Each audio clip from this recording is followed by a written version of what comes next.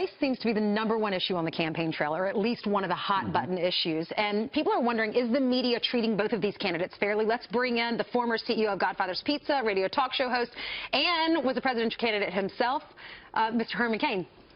Nice to see you this morning. Thank you. What do you think? Happy to be with you. Well, we appreciate you being here. Is the media treating both of these candidates fairly? Absolutely not. All you have to do is look at the fact that there are two perceptions of race relations in America. And the media, they only play to one. You have race relations through the lens of the liberal media, and you have race relations through the experience that people have every day. And that's the big difference that the liberal media does not make a distinction of. My experience with people I'm around every day does not say that we have a divisive, negative race relationship in America. I went to the grocery store yesterday to get a loaf of bread. White people were taking pictures with me. What kind of divisive, negative situation is that? So I don't see race relations the way the liberal media does it through the lens of the media. It's two perceptions, and they don't distinguish between the two. How do they get past? I mean, the difference here is they go after his tone, the way he articulates these things, as opposed to the policies he's talking about, which have failed the inner cities, where they're controlled by Democrats for decades, whether it's education or employment or policing. How does he get through the tone to the actual substance? The reason they attack his tone is because they can't attack his content. And here's the other thing that has Hillary and all of the Democrats upset. Donald Trump is taking his message about how the Democrats have deceived them for decades directly to the black community. They are livid. Donald Trump will get criticized if he doesn't go and talk to black people. He's going to get criticized if he goes. They don't want him to go because he's going to tell them the truth, like the things you referred to. Right. Donald Trump tells the truth. Hillary Clinton ignores the truth. All you have to do is look at those statistics you referred to, and the black community has not benefited from liberal Democrat policies in decades. He's simply telling them the truth, and some of them are understanding it. Well, if you were calling Herman Cain on Sunday night, you got voicemail because he knows the VMAs were on, and everything stopped at the Cain household because the VMAs are on. Beyoncé played for about 45 minutes. She did her entire album, I think. But one of the things that stuck out with us is the fact... Clearly, the white community has to listen to the black community, because we can sit on this couch and say our own opinions, but we're not living in a black community. So how can race relations improve here in America? And what does the white community need to do to listen to the black community? First, Ainsley, understand that there's a difference between the problems in the inner city, where you have a big concentration of blacks who are poor, without jobs and without hope, versus the rest of black America. They are not one homogeneous group. That is the first mistake that a lot of people make. What Donald Trump is talking about, we've got to address those issues because they're so far behind the rest of America, and determine some targeted approaches. Not more pandering, not more handouts, but real economic opportunity. Right. When we lost a lot of jobs in this country, which is something that we all are aware of, except the Democrats want to shift the subject and not talk about it. When you talk about we have less jobs than we had 7 years ago, you have even less in the black community. When you talk about more people on food stamps, you have even more people on food stamps in the black community. This is what Trump is saying we've got to address, and you address it with economic prosperity, not with economic stagnation, which is what Hillary, who is Obama 3.0, want to bring to America. And she'll say the same thing because she wants to be his third term. But on Saturday, yes, critics will be silenced because Donald Trump will be going to a black church in Detroit. And so we'll see how that goes. He's going to take questions. Meanwhile, the other major story, which seems to be everyone's fourth and fifth story, is the Clinton Foundation and their link to what the State Department was doing during her reign as Secretary of State. Now we have emails that reveal that executives from UBS, the Rockefeller Foundation, and Western Union were all big donors to the foundation and asked for access to the Chinese president, who was in town for a luncheon. What does this tell you? It tells me that the Clinton campaign is desperate. Brian, you've heard me talk about 3 tactics that the Democrats use, and Hillary's using them on steroids. S-I-N. Shift the subject. They don't want to talk about the Clinton Foundation. They don't want to talk about the email. They want to shift the subject to attacking Donald Trump. Ignore the facts. They want to ignore the facts in the black community. They want to ignore the fact that for the first quarter of this year, we had an anemic 1.1 GDP growth and name calling. They have taken name calling to a whole new level. They've called Donald Trump a racist. He's not. They called him a bigot. He's not. And then her campaign manager recently called her, I don't even know what he called her, but it doesn't make any sense. Right. Hey, Herman, we're going to look forward to seeing you. The Trump campaign is utilizing you. They're going to have you out with Vice President nominee Mike Pence this week. And also will join us on Fox and Friends. Thanks so much. We'll be he's doing a big rally, and I'll be there. Well, then it got even bigger. Herman Cain, thank you very much for joining us. Outrage this morning after 49ers quarterback Colin Kaepernick sits out the national anthem to protest what he calls American oppression of blacks. Now, furious fans reacting like this. In the 60s, Jim Brown, Kareem Abdul-Jabbar, Wilt Chamberlain, and others would stand up for what they thought was the unequal society in which America was in. Do you equate the two? I'm sorry? Do you equate what Jim Brown, Kareem Abdul-Jabbar, Muhammad Ali did in the 60s to what Colin Kaepernick is doing now? No, I don't believe so. I mean, I wasn't alive then, so I don't really, know the history behind it, nor was I there for it. But, But Nate, I know part of the reason you're passionate about this is your family, and a lot of people are frustrated about this because that flag represents service in the military. Do you have a personal tie to? You clearly do. What's your personal tie to this flag? Yeah, I have a ton of family members, from my cousins to, my grandfather served World War II. I had an uncle at Vietnam. I had another uncle who retired after 20-some years in the military. So, I'd hate to believe that they did that for the reason, for people to be able to disrespect the flag and the national anthem. Everybody's entitled to their opinion, but at the same time, you can still respect the nation that gives you the allotted freedoms to be a professional athlete. Here is Colin Kaepernick not backing down. Listen. My guess is he's going to be sitting a while, and not for the reasons that he just stated. I think his career's coming to an end, and this was a last-ditch effort to stay in the news. Right. My opinion. And everyone will blame it on the statements, but it's really been his play. He's supposed to be one of the bright young stars in the league, led the San Francisco 49ers to the Super Bowl, but has been terrible since. Nate, thanks so much.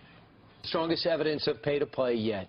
Newly released emails showing a direct connection between the Clinton Foundation and Hillary Clinton's State Department. And now calls are growing louder and louder for a special investigation. Amounts involved, the favors done, and the significant number of times it was done require an expedited investigation by a special prosecutor immediately.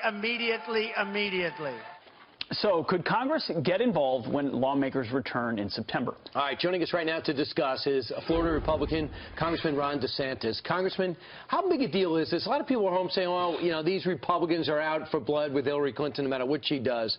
But how significant is it that ABC and the AP are leading a lot of this investigation? Well, I think the evidence is very significant, Brian. If you look of the non-state actors that she met with while at the State Department, the majority of those people were major donors to the Clinton Foundation. And then you look at some of the actions that the State Department took while she was Secretary of State that further the interests of those donors. So at a minimum, you have enough evidence to launch a criminal investigation. And yes, under these circumstances, you absolutely need to have that done by a special counsel. There's just no way around that. And I'd also add that when you see how she didn't turn over all her work-related emails, which she lied about, and then the emails she didn't turn over, the attorneys used BleachBit to forensically clean the server. That, at a minimum, to me, is consciousness of guilt. There was something on that server that they did not want the American people to see. You don't use BleachBit if you're just trying to erase yoga emails. Yeah, good point. Let's take a look at the most recent information that was just released. There are 3 donors that have given a lot of money to the foundation. You have Bob McCann with UBS. Judith Roden gave $10 to $25 million. She's with the Rockefeller Foundation. And then Hekmet Erst with Western Union.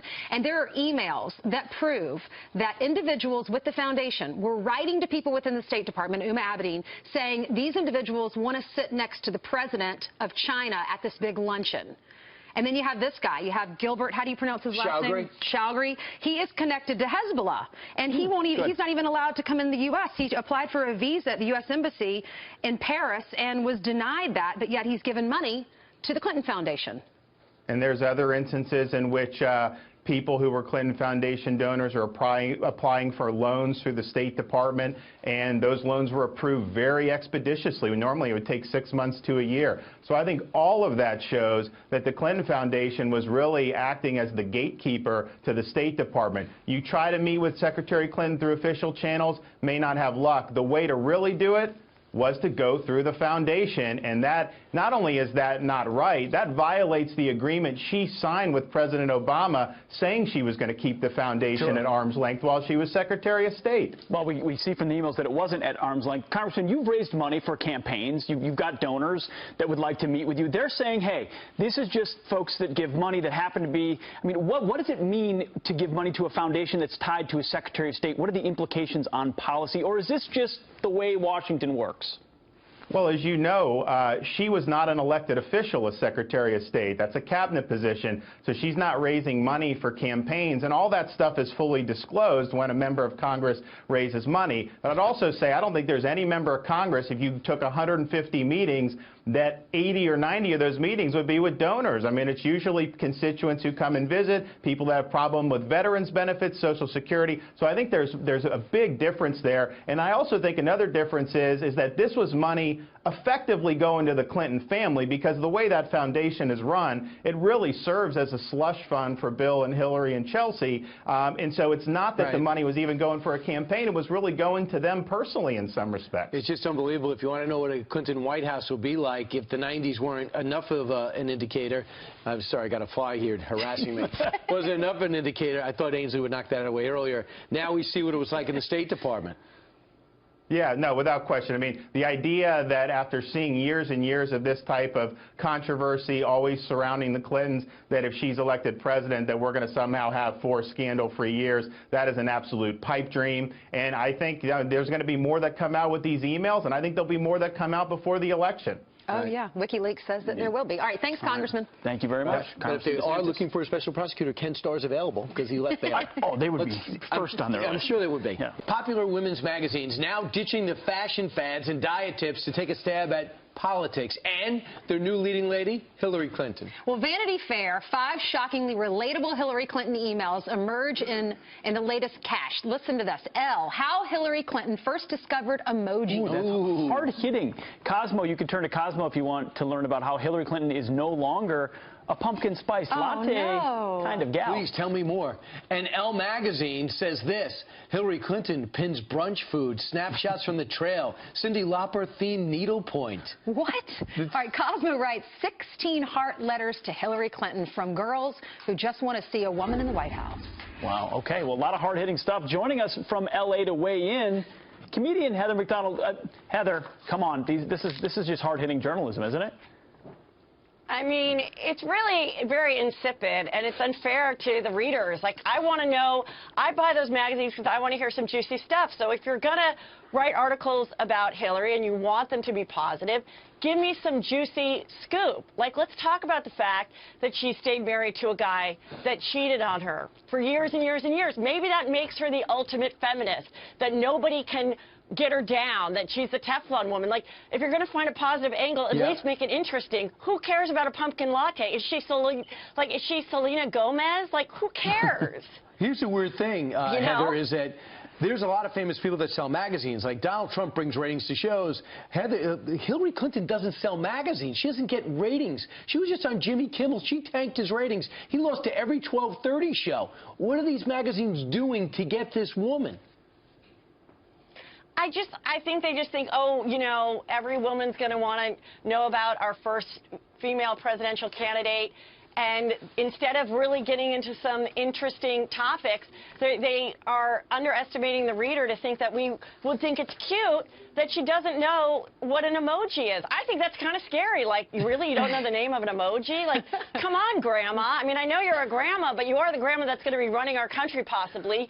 Find out what these words mean if you're so, into Pinterest and, with your fun emails. Like, oh, well, this is with this email. Isn't that cute? No, it's not cute. It's kind of, like, really lame.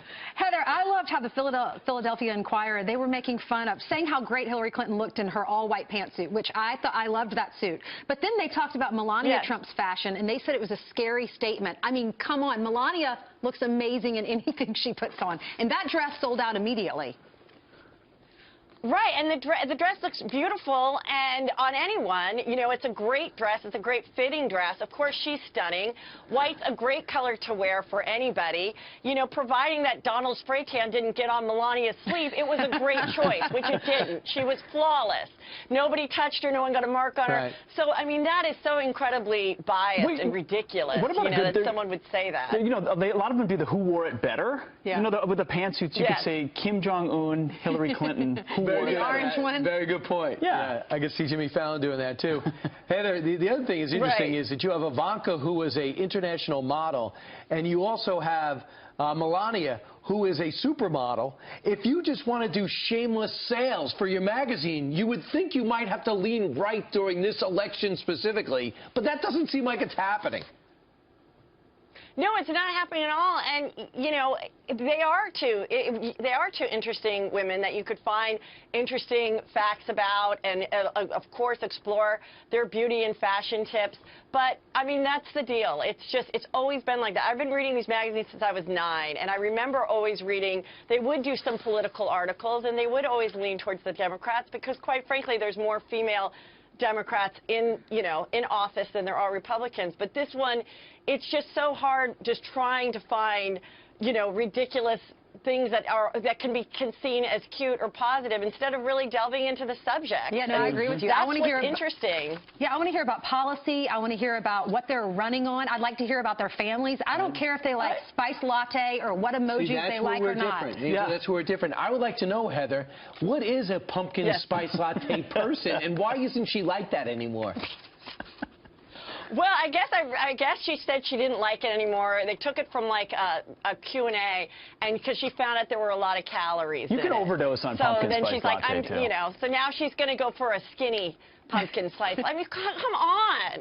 Like, what? Oh, now she's switching to soy, girls. Guess who's lactose intolerant before she enters the White House? What? Your girl Hill. Come on.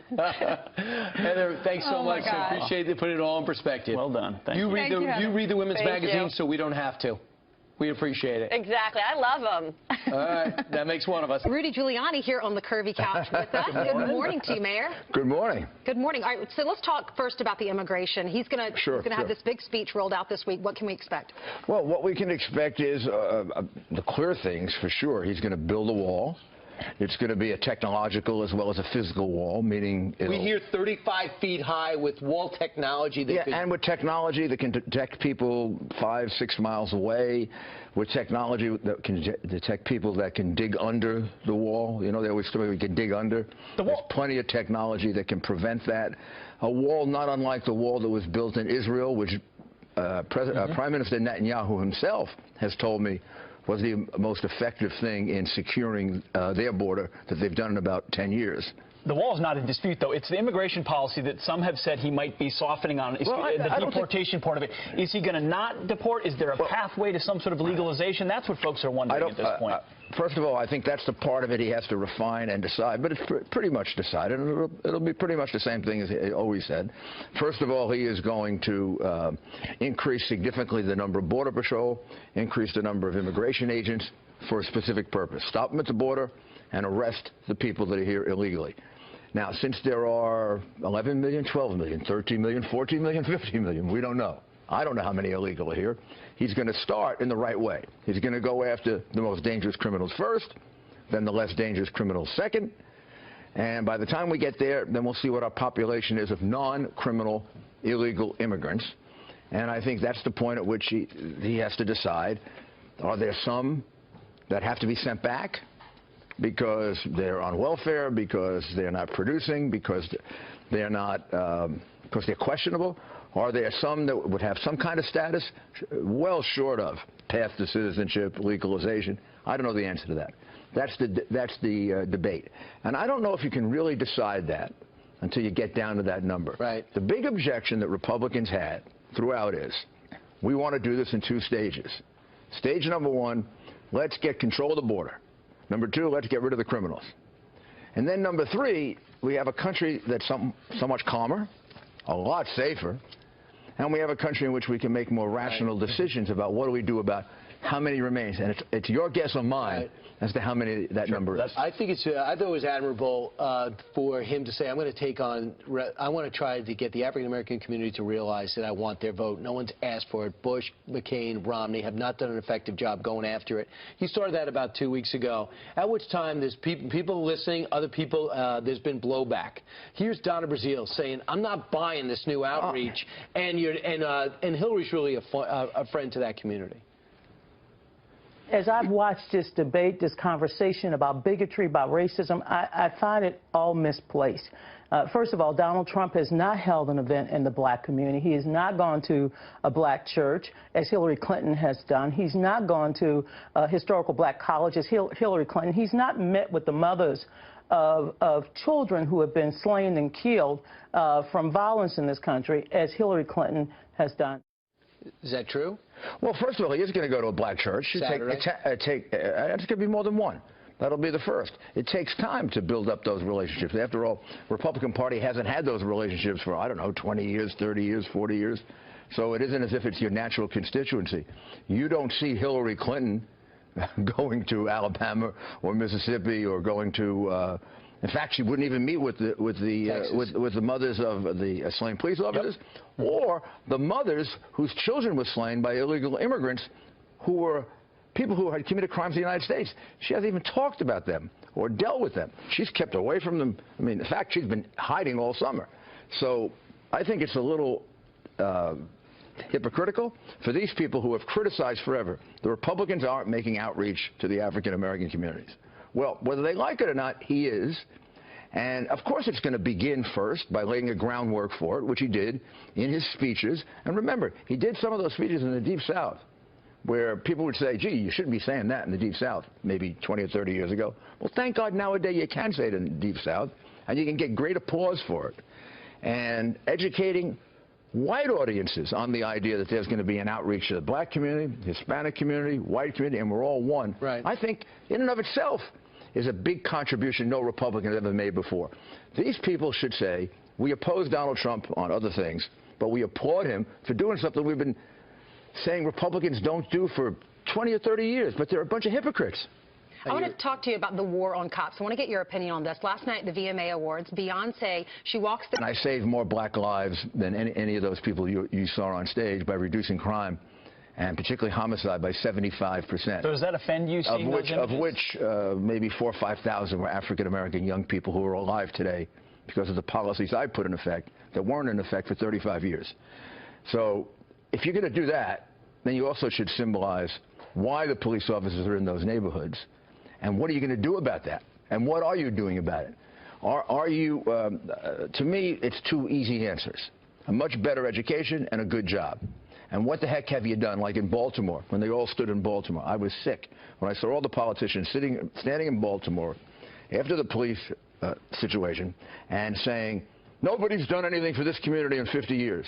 Well, that is a heck of a thing to say, because they've been in charge for 50 years, and they have failed the community. I didn't fail Harlem. I turned Harlem around. I didn't fail Bedford-Stuyvesant. I turned it around. Go there now. Go walk in Harlem, and then flash back to 25 years ago and go to Harlem before I was mayor.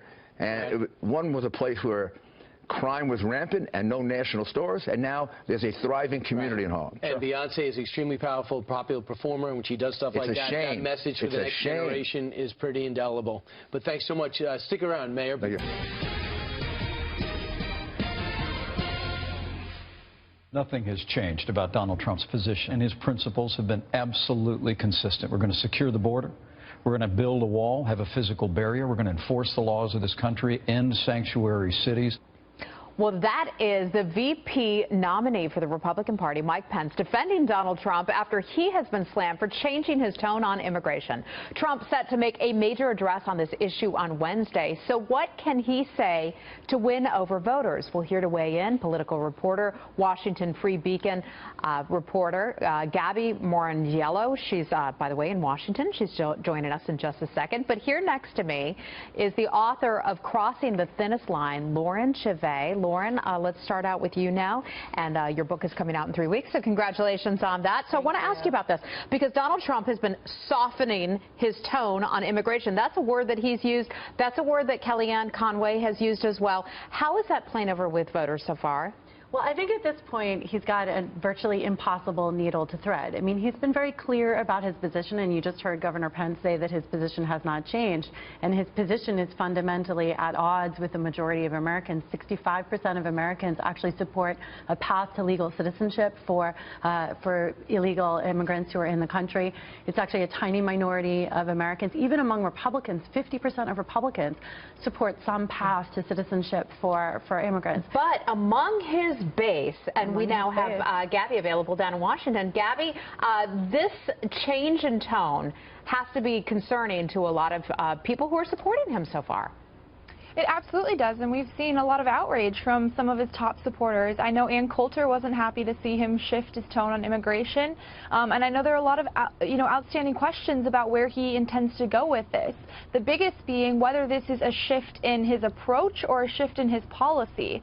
Kellyanne Conway was on the airwaves yesterday talking about mass deportation and whether or not Donald Trump still intends to deport some 11 million immigrants who are still in the U.S. illegally, and there are a lot of questions about whether or not he does still intend to do that. We know he wants to build a wall along the southern border. We know he wants to look at visas, but whether or not he plans to take a more humane approach to deportation is something that we should expect him to address in the coming days. Yeah, but he can't afford to alienate his base so far, and that's why a lot of people who supported him had supported him so far. And if he's not going to actually do that, deport 11 million illegals, I think a lot of those voters might be upset and could even stay home. Take a look, though, at this Washington Post ABC News poll. And the question that was posed was, who do you trust more to handle immigration? And the answer may surprise some Trump supporters. 57% better trust Clinton to handle it, 36% Donald Trump. Lauren? Well, look, I think part of that is a reflection of the fact that it's so completely outside of anything rational, reasonable, or even practical to deport 11 million people many of whom have been living in the country for years. And so I think when it comes to this question of a path to legal citizenship, that is the view of a majority of Americans. By the way, George W. Bush won 40% of Hispanic votes when he ran in both 2000 and 2004. And the Bush administration wouldn't call it amnesty, but it was effectively amnesty, and that upset a lot of his core constituency. It did, but it won in the election. So in the end, the question is the core constituency who supports deporting 11 million people actually going to win you the White House? And I think the answer is no. And I think Trump is starting to realize that. If you look at the basic numbers, you really have no choice. And this is the problem. If candidates continue to alienate minority voters the way he has, the White House will remain Democrat for years. We'll get to that issue in just a second. Gabby, I want to ask you quickly before we move on to our second topic, what does he need to say in his speech that he's planning to give on this on Wednesday? Well, again, he needs to address the question of whether or not this is a change in policy. Is he going to change where he stands on mass deportation? Is he going to change where he stands on building a wall along the southern border and tightening up our border to make it less porous? Is he going to change the way that, President Obama has enacted programs like DAPA and DACA? These are things that he hasn't really gotten into the nitty-gritty details about before, and I expect him to address in that immigration speech. Okay, let me ask you both about something else. Despite mounting pressure and criticism, Hillary Clinton is still refusing to hold a press conference. So the question is she simply trying to run out the clock and avoid the media on this? Gabby? I absolutely think she is. I mean, if you listen to what her campaign manager, Robbie Mook, has been saying, when asked whether or not they intend to hold a press conference between now and Election Day, he says, we'll get around to that. We'll take a look at it. That, to me, is a flat no. And Hillary Clinton, earlier this week, there was a poll released that showed that 69% of independent voters do not see her as an honest or trustworthy candidate. All right, Lauren, just a few seconds left, ladies. I mean, I don't think she has a lot. She has more to risk than to gain by doing the press conferences. I happen to be someone who would like to see her do it, but I also can understand why there's really no upside. She's doing very well in the polls. She's communicating her message the way she wants to. Why take the risk? If I'm her campaign manager, I take the same tack. We all want to hear from her, voters, reporters well, too. People are hearing from her, just maybe not the way they want to. Yeah, okay. Well, Lauren Chavez, thank you so much. And Gabby Moore-Angelo, thank you so much for joining us as well. Expecting to get some answers on the immigration plan from Donald Trump himself. Last night he tweeted this: "I will be making a major speech on illegal immigration on Wednesday in the great state of Arizona. Big crowds looking for a larger venue." I want to bring in former House Majority Leader Tom DeLay right now. Sir, good to have you on the program. Thanks so much for joining us. Thank you, Maria. Great. Good you're back. Yeah, what's your take on immigration today and how it should be fixed? First, I want to get your take on what Donald Trump is saying, certainly, and Hillary Clinton's plans as well. But what should be done to offset 11 million illegals and the fact that the borders are obviously not secure? Well, first of all, as you know, this election is about choices. So when we talk about Trump's immigration plan, we should juxtapose that against Hillary's plan, which is total open borders, welfare benefits, sanctuary cities, the mess that we're in now, don't enforce the law. On the other hand, Donald Trump is talking about the right things to do: secure the border, stop sanctuary cities, if you're illegal here, you don't get welfare benefits. And then we all sort of focused on, well, what do you do with the 11 million? And he's talking about a snapback program. I think he's dead on about his immigration plan. Now we're arguing over semantics and how you talk about it. We ought to be talking about Hillary's plan versus Trump's plan and let the American people decide. So you don't think he has flip-flopped or changed his plans in any way? Because, you know, people are saying, well, if you're now stepping back from deporting the 11 million illegals in this country, it sounds a lot like what the president has been doing already. So people are just wondering, what exactly is the plan? Well, that's true. But he's been talking about snapback during this whole campaign, which I don't particularly agree with. I think if you want to deport the 11 million people, you set up a work visa program. We here in Texas would love for the federal government to decide who gets to come in from Mexico and work in Texas in the best interest of the United States and U.S. workers. But Trump, to be honest with you, I think he's trying to reach out and make Hispanics feel better about it. I see. And in Texas, a lot of Hispanics in Texas that are American citizens don't like Hillary's plan, don't like illegals, because they come in and compete for jobs with our own Hispanic citizens. So Donald Trump's on the right track. Okay. He just needs to figure out a way to talk about it. Here's Harlan Hill. Hi, yes, so I actually think you just brought up a great point. Talking about the economic consequences of immigration, talking about the national security consequences of immigration. You know, I mean, this cheap workforce actually disproportionately impacts people on the low end of the pay scale. And so how does he start to talk about the economic consequences of immigration so that people start hearing that and they will understand that? When are we going to hear that from Donald? Well, to me, I don't understand who's advising me on this. Maybe a senator from Alabama, but you ought to talk to the senators from the border states, because they understand it. And they understand the Hispanics that are here, that are American citizens. They're not in favor of illegal immigration, and that's what he ought to appeal to, rather than get involved in all this media hype that's going on back and forth. Just be very straightforward, as Trump can do, and talk about the economic impact on our communities on the border and the border states. And most importantly, talk to those people that are here, that are American citizens, rather than playing this game of that anybody from all over the world has the right to come to America. You ought to be talking about what's in the best interest of the American citizens. Congressman, I think you're bringing up a great point, and I think the Hispanic community is a vital, critical one here in the United States. They're actually more aligned with Republican ideals that Donald Trump can talk about when he's saying they're entrepreneurs, they own small businesses, and we're seeing that, you know, he's getting panned right now because he's changing his position, but, you know, when it's your candidate, it's evolving. When it's not your candidate, it's flip-flopping. But do you think he can be sincere in the debates come September when he's talking about these issues? Do you think he'll be able to stand up toe-to-toe against Hillary on this immigration policy and actually appeal to the Hispanic community?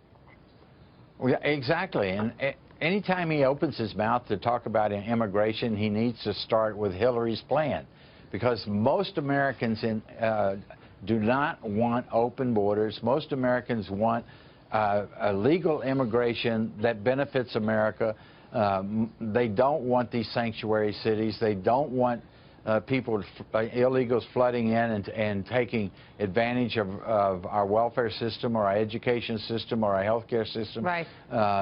It's how you present it, and he needs to do a better job of that. Right now, with our top story, Donald Trump making a huge advertising buy in key battleground states. His campaign will spend upwards of $10 million in 9 states. They include Ohio, Florida, Pennsylvania, Virginia, and Iowa. Of course, the swing states. These are ads he's expecting to move the needle and help close the gap he has with Hillary Clinton in the polls. But will they? I want to bring in Kelly Riddell right now, a Washington Times reporter. Kelly, good to see you. Thanks so much for joining us. Thank you, Maria. What do you think? Is this what he needs to offset what she's been throwing out there, which is a lot of ads, negative ads, because she's got the money to do so? Yeah, I think by the end of July, she had run $600 million worth of television ads to Donald Trump's $4.8 million.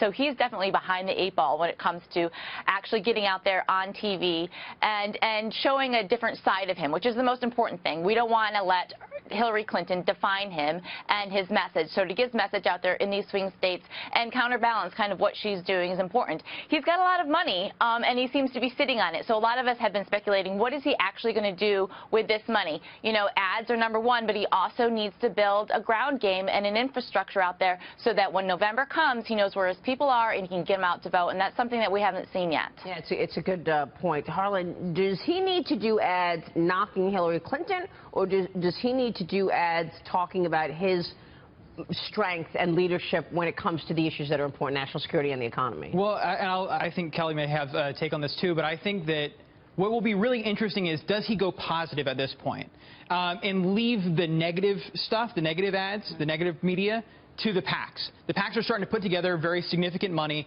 and I would like to see them go negative while he starts to reintroduce himself as a candidate. He should take the high road. Yeah, he should take the high road, and I'm interested in what Kelly has to say about this because she just mentioned the ground game. So basically, Hillary Clinton has a staff of about 800 people. He's got 70 or so. Is that where the money that you had mentioned he's raised that he hasn't deployed yet, is that where it's going to go? Is it going to go towards the ground effort and getting staff in those key battleground states?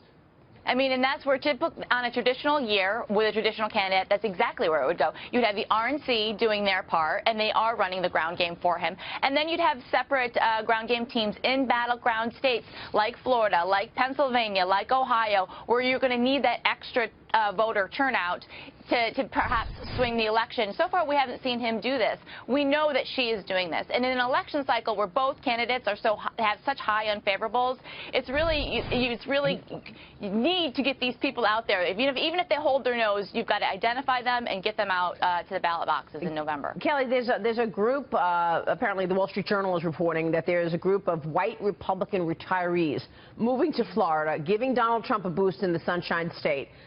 The latest Mason-Dixon poll shows that Hillary Clinton has only a 2-point advantage there. She's at 44%. He's at 42% among registered voters. What do you think about these white GOP retirees? Is that going to be enough to help Donald Trump take Florida? Well, certainly move the needle, and he needs the needle moved in any incremental bit. The NRA is also doing a lot on the ground to help get the vote out. But the Trump campaign does need to build an infrastructure there, and I think they're working on it. Their latest FEC reports will be telling, but so far we haven't seen much go into actual infrastructure build. A lot being spent on, Make America Great hats, but not a lot on the ground game. Kelly, Harlan Hill here. So one thing that I thought was so amazing about the Obama's campaign in 2008 and 2012 is they spent a lot of time on data determining when and where to place Barack Obama, because they realized that a campaign's most valuable resource is their candidate. And I see Donald Trump all over the place. He's doing a lot of different media appearances. Sometimes he does different events in states that I don't think that he can win. What are you hearing about being more intelligent about resource allocation, not wasting time on events and media here in New York or New Jersey, which he's not going to win, to be honest, and spending it instead in Ohio, Pennsylvania, Florida, states that he can win? I think Kellyanne Conway is a great addition into the campaign, and I think that we've seen a lot more disciplined Donald Trump since she's been at the helm. He's also hired the Cambridge data analytics firm that Ted Cruz used in terms of motivating the grassroots and identifying people. So that's a positive step there. They were also actually used in the Brexit vote over in Europe in terms of identifying voters who might want to vote leave and then getting them to the polls. So he is slowly kind of getting his ground game up and running. It's just, does he have time left? I mean, we're only 70 days or such odd days out to November. So yeah,